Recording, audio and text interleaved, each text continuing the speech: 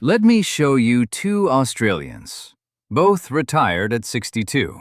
Both had around $480,000 in super. The first one followed the usual advice, withdrew what he needed, kept the rest in a standard balanced fund, trusted the bank to sort it out. By 72, he was watching his balance shrink every year. Centrelink had clawed back his pension. He was stressed. He couldn't travel. He was scared to spend his own money. The second one? He's 74 now, still has $510,000, gets the full age pension top-up, pays almost no tax, takes his grandkids to Bali every year.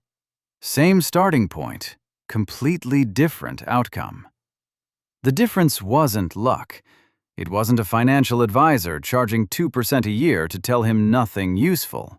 It was a set of principles that the Japanese have quietly used for over 1,000 years, and that almost no Australian financial content ever talks about.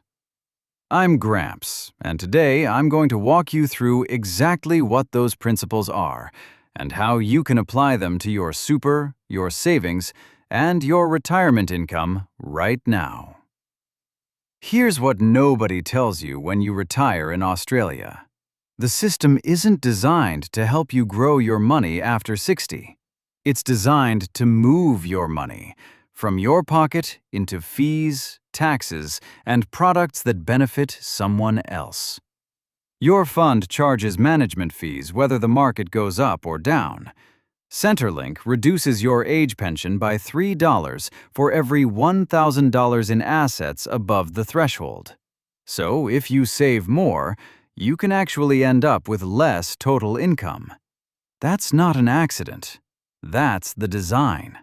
And most people, good, hard-working Australians who did everything right, hit 65 and realize nobody ever explained any of this to them. They were told, put money into super. The bank will sort it out. They weren't told how to draw it down. They weren't told about the assets test. They weren't told about franking credits, or tax-free pension phase, or the difference between accumulation and retirement phase. Things that can mean tens of thousands of dollars difference over a decade. I wasn't told either. I had to figure it out myself the hard way, so you don't have to. Now, why Japan? Because Japan has the highest proportion of people over 65 of any country on Earth. Nearly 30% of their population is retired, and yet Japan consistently ranks among the top nations for financial security in old age. They've been solving this problem for longer than anyone. And what I found when I looked closely is that their approach isn't complicated. It's not aggressive investing. It's not day trading or crypto. It's 5 quiet principles, simple ones, but they work. Ikigai is a Japanese concept that roughly translates to reason for being, your reason to get up in the morning. In retirement, most people never apply this to their money. They have a lump sum in super and they just draw from it. No plan. No purpose attached to each dollar. The Japanese approach is different.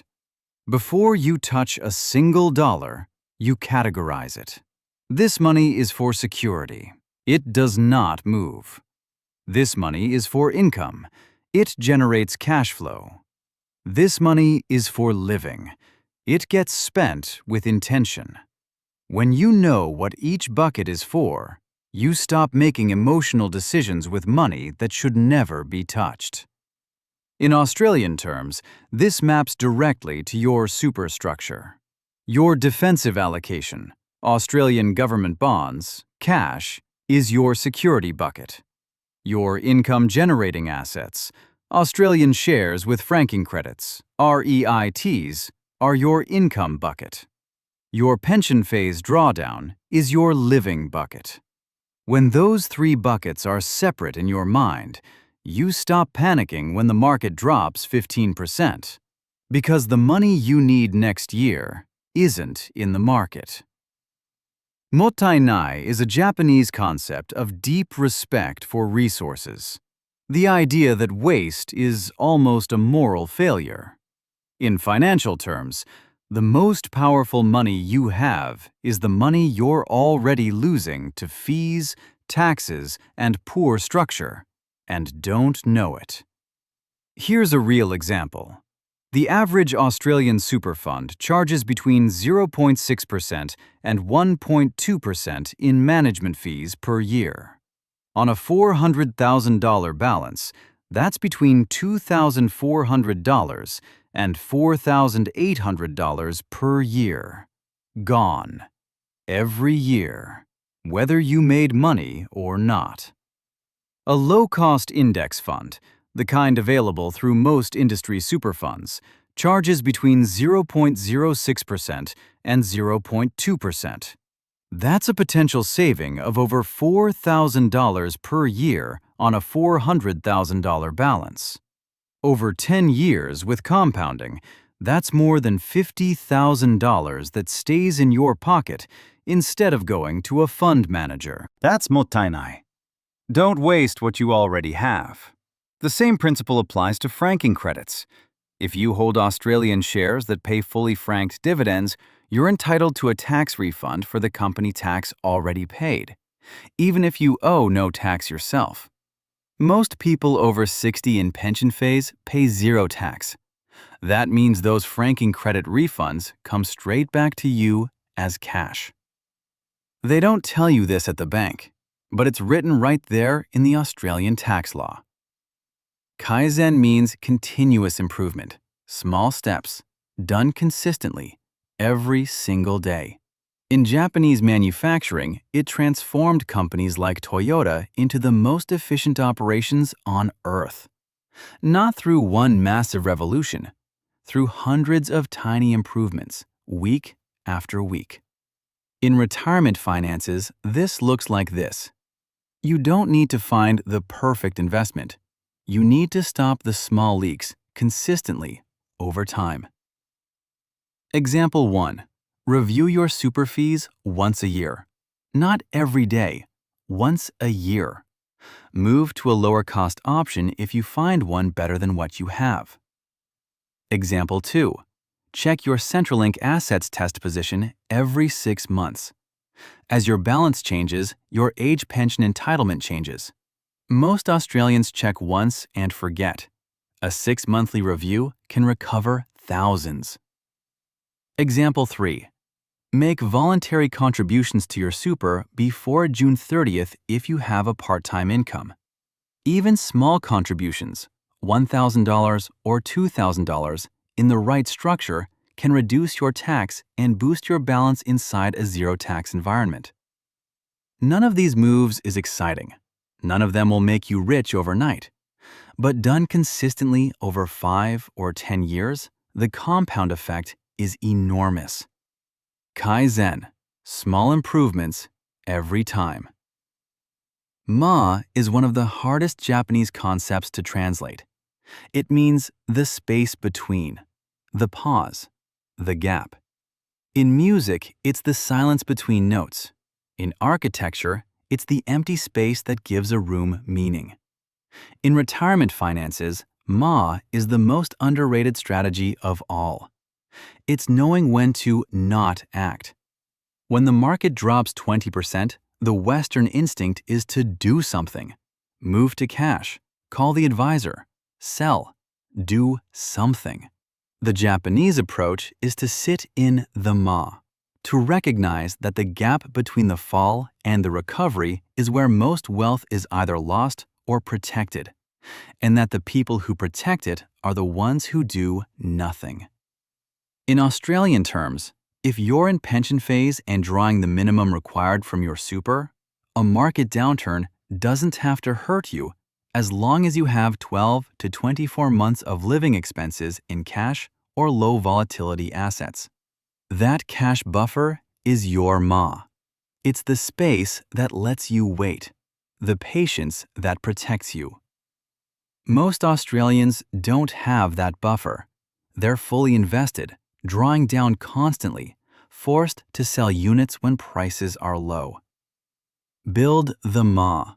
Keep 1 to 2 years of expenses in cash or a high-interest savings account, separate from your super investments. That buffer is not idle money. It's your protection against being forced to sell at the wrong time. I want to come back to Ikigai one more time, because there's a side of it that most financial content completely ignores. Research from Japan and increasingly from Australia shows that the single biggest predictor of financial security in retirement isn't investment returns. It's how long people stay active. People who retire from work, who have no purpose, no routine, no reason to engage, spend more, make worse decisions, and burn through their savings faster. Not because they're irresponsible, because they're bored, anxious, and making emotional choices with their money. People who retire to something, a part-time role, a community, a project, even a garden, spend more intentionally. They're less reactive. They make better financial decisions. In Australia, working even 10 to 15 hours a week past 65, whether paid or volunteer, can affect your Centrelink income test, your super drawdown strategy, and your overall tax position in ways that are genuinely significant. It's not about working because you have to. It's about staying engaged because it protects everything you've built. That's the Japanese way, and it works. Let me bring it together. 5 Japanese principles. 5 things you can apply to your money right now, without a financial advisor, without complicated products, without risking what you've already built. 1. Ikigai. Know what each dollar is for. Security, income, or living. Separate the buckets. 2. Mottainai. Stop the leaks. Check your super fees. Claim your franking credits. Don't waste what you already have. 3.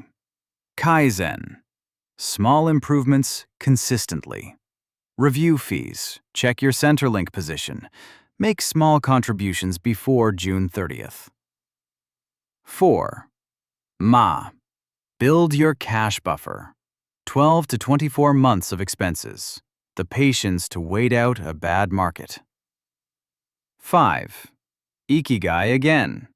Retire to something. Stay engaged. It protects your money as much as any investment strategy. None of this is complicated. None of it requires you to take big risks with money you can't afford to lose. That's the whole point.